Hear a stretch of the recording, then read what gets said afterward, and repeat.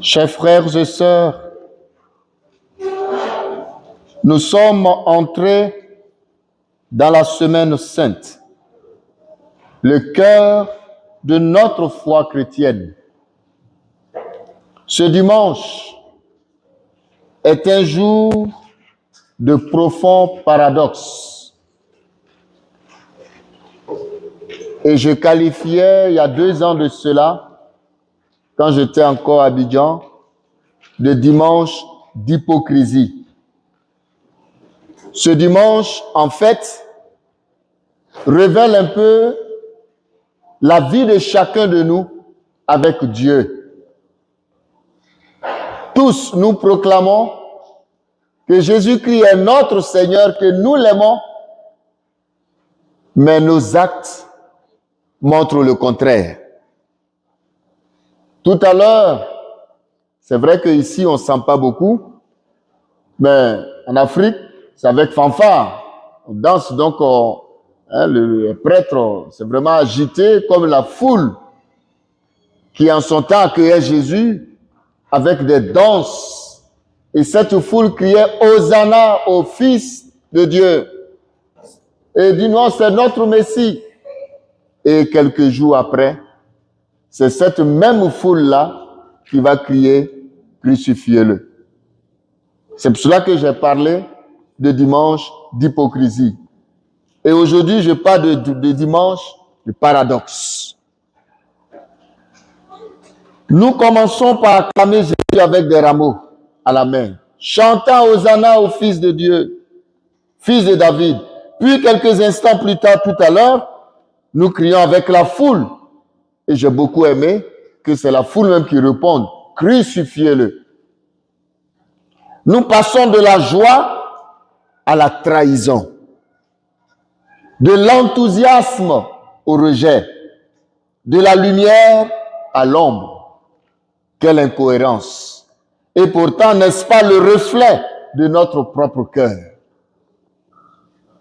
Et ça me fait penser aussi à tous ceux qui, hier, se disaient « Tu es mon cœur, tu es ma vie, tu es mon chouchou, tu es tout pour moi. » Et puis, quelques années après, celui-là, c'est l'homme le plus mauvais, c'est la femme la plus mauvaise. Je me rappelle encore à toutes les amitiés et les relations que nous avons. C'est mon meilleur ami. Avec lui, je partage tout, je confie tout. Quelques mois après ou années, celui-là, c'est le diable même en personne. Je me rappelle encore, oh ce prêtre, comme il est bien, c'est le meilleur des prêtres. Quelques années ou quelques mois après, ce prêtre-là, mon frère, ma soeur, fais attention, il est dangereux. Cet enfant-là, je l'aime de tout mon cœur.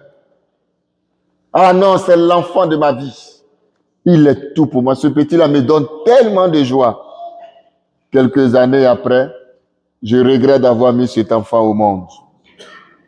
Quel paradoxe! L'homme sait apprécier, mais l'appréciation de l'homme ne demeure jamais. L'homme sait adorer le Christ quand tout va bien. Mais quand il faut témoigner de Jésus-Christ dans les épreuves, les difficultés, on semble dire à Dieu, je ne t'aime plus. Je me rappelle encore de cette femme que j'ai rencontrée au sanctuaire dans mes débuts de rectorat. Mais elle dit, la Vierge Marie, elle est tout pour moi. Et tous les jours, elle récitait son rosaire. Et chez elle, à la maison, c'était des statues. À ne pas en finir, je suis sûr que même dans les toilettes, il y avait la statue de la Vierge. Quelques années après, 2 ans, 3 ans après, je ne la vois plus, je demande après elle. Et comme j'avais son numéro, on me dit, elle n'est plus catholique. Elle est une femme qui aujourd'hui maudit la Vierge Marie au jour le jour. Et je l'ai appelée. Et elle est venue me voir. J'ai insisté. Et elle est venue me voir au sanctuaire. Elle me dit, c'est par respect pour vous que je suis venu. Cette dame-là, c'est celle-là, c'est Mami Wata. Bref, quelle incohérence et quelle hypocrisie dans nos vies. Je suis sûr et convaincu que vous qui êtes là et sans doute ceux qui m'écoutent, vous n'êtes pas incohérents, vous n'êtes pas hypocrites dans vos relations. Ce sont eux qui ne m'ont pas écouté et qui ne m'écouteront pas, qui sont incohérents et qui sont hypocrites. Parce que vous, avec Jésus-Christ, c'est toujours la même parole. Vrai ou faux? Mais il faut vous applaudir si c'est vrai.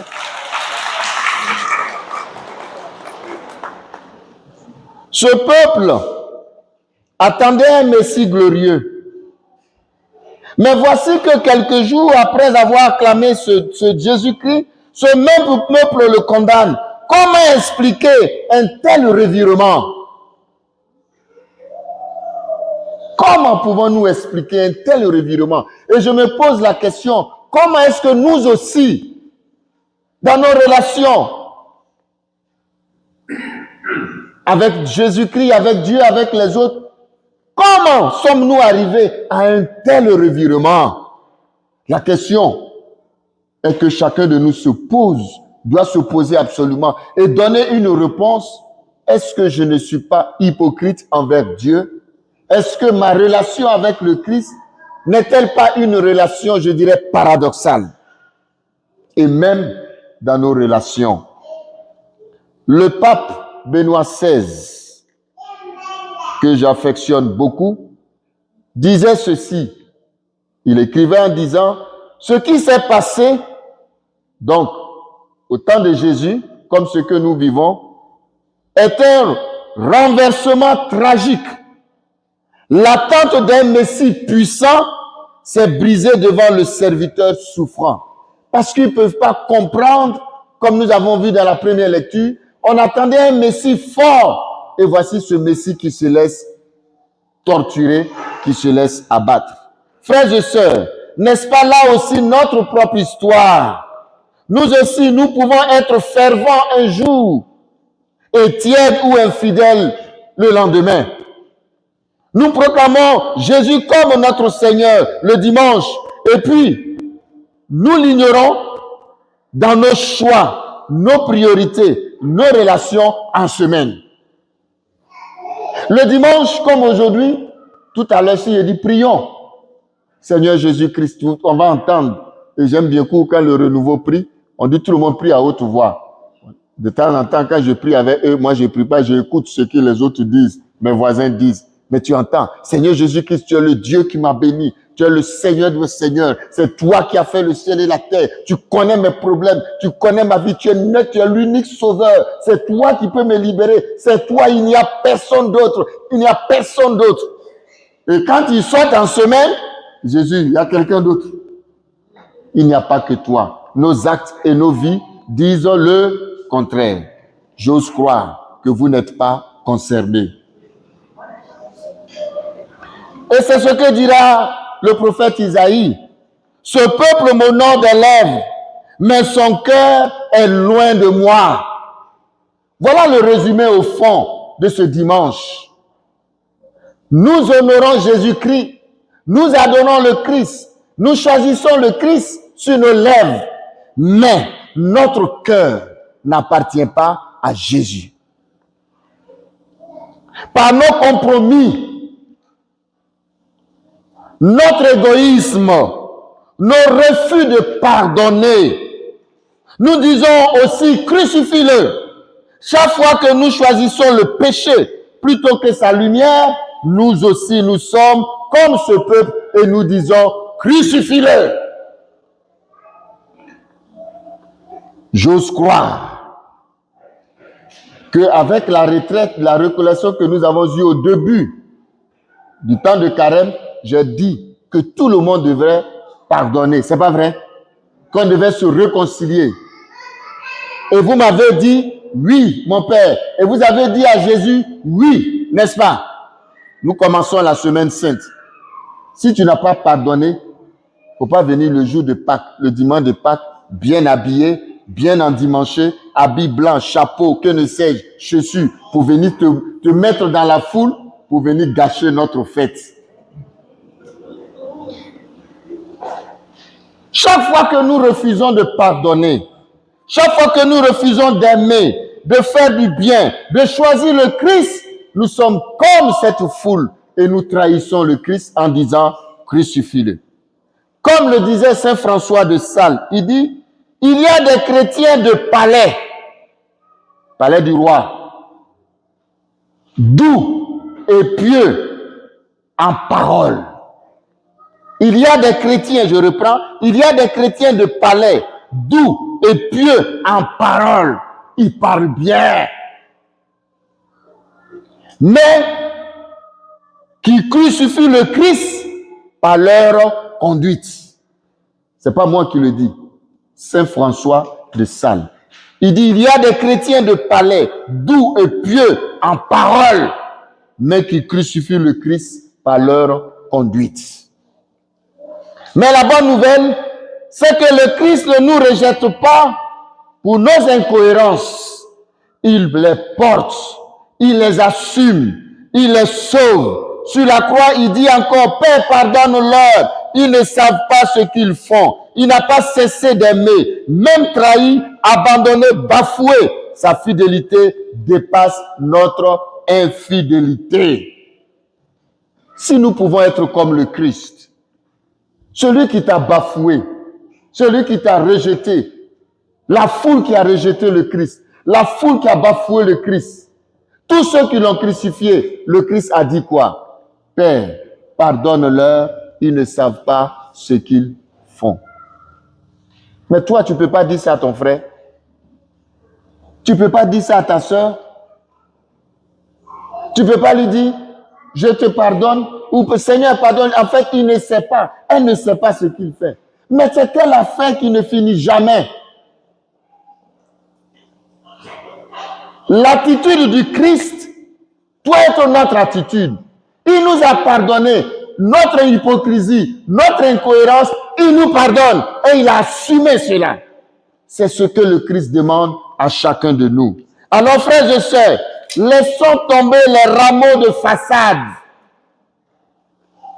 Si notre cœur reste fermé, entrons dans cette semaine, non pas en spectateurs, mais en disciples. Vivons la passion avec Jésus, reconnaissons nos trahisons, mais confiants dans sa miséricorde. C'est pourquoi je voudrais, en un temps soit peu, prenons le temps de regarder le visage de Jésus livré et demandons-lui la grâce de l'aimer avec plus de cohérence. Une année, quand j'étais encore de l'autre côté, j'avais demandé qu'au cours de la semaine sainte, chacun de nous prenne un crucifix. Il faut bien préciser, les chrétiens catholiques, nous on n'a pas de croix, on a des crucifix. Ceux qui ont les croix où il n'y a pas le Christ qui est crucifié là, c'est pas catholique. Les croix catholiques, c'est ce qu'on appelle crucifix. Il y a le Christ qui est mort et crucifié. Vous comprenez bien? Et tout au long de cette semaine sainte, avant Pâques, donc jusqu'à vendredi, ayez l'habitude, prenez la croix, ce crucifix, et puis regardez le Christ. Et puis contemplez toute la souffrance du Christ. Vous allez comprendre que il a tellement souffert pour qui? À cause de mes péchés. Alors je voudrais que chacun de nous fasse cet exercice-là. Tout au long de la semaine dans vos chambres, prenez même si c'est 5 minutes, 10 minutes par jour, regardez le crucifix et puis méditez. Vous allez comprendre qu'une telle personne qui a souffert tant et qui dit en haut sur la croix, Père, pardonne-leur, ils ne savent pas, ça doit beaucoup nous interpeller. Alors frères et sœurs, au cœur de ce tumulte, ce que nous vivons, il y a une présence discrète mais essentielle. Celle de qui? De la Vierge. Tout au long de la passion du Christ, tout au long de la souffrance du Christ, Marie était discrètement à côté de son fils. Elle n'a pas crié Hosanna, mais elle a marché derrière son fils en silence, dans la foi et l'amour, jusqu'au calvaire. Quand les apôtres ont fui, Elle est restée debout au pied de la croix. Près de la croix de Jésus, nous dit l'Évangile, se tenait Marie, sa mère. Elle ne comprend pas tout avec raison humaine. Elle ne comprend pas tout avec sa raison humaine, mais elle croit. Elle ne renie pas son fils. Mais quand tout semble s'effondrer, Marie dit, je crois. Marie incarne la fidélité sans faille, la foi pure, l'amour qui ne trahit pas. Face à nos contradictions, Marie nous montre le chemin de l'unité intérieure, du cœur cohérent, total, tourné vers Dieu. Pour bien comprendre l'attitude du chrétien en face du Christ, il faut contempler la Vierge Marie durant cette passion. Si c'était vous et moi qu'on tuait son fils, il y a longtemps, on a maudit tous les bourreaux de son fils. C'est pas vrai? Que Dieu vous maudisse, vous là. Vous n'allez jamais réussir dans votre vie. C'est mon fils que vous êtes en train de tuer. C'est Dieu seul qui va vous faire payer ça. C'est pas vrai? On m'a dit que vous, si c'était vous, vous serez comme Marie. Vous n'allez pas faire ça. Alors Saint Louis-Marie Vignon de Montfort, vous le connaissez, ce grand dévot de Marie écrivait, Marie est le plus parfait écho de Dieu.